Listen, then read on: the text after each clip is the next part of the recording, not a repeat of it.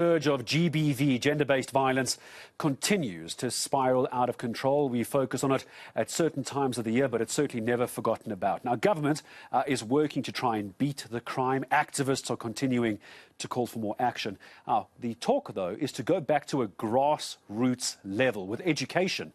But I want to emphasize this, not just any education, education of boys. The PrimeStars initiative is talking about what about the boys. Now, the idea is to address the issues that boys and men experience, which are at the core, if you speak to certain experts, of the high crime rates in South Africa. So how did we get to that conclusion, and how can we use that information and try and find a solution? Gao Mothoagae, Vice President of Corporate Social Investments at the Sasol Foundation, joining us. Gao, good to have you on the show. Appreciate Thank you so much the for time. having me. And I'm so glad we're talking about the boys and the men, because often, and quite rightly, when we talk GBV, it's very much feminine focused. It's very much the violence. But what we don't do is spend enough time talking about the reasons behind it. Exactly. Tell me about this. Tell me where this has come from.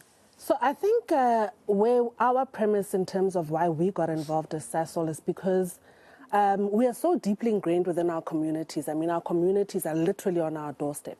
So whatever societal issues are affecting them affect us as a business, because people don't leave their personal lives behind when they come into the workplace.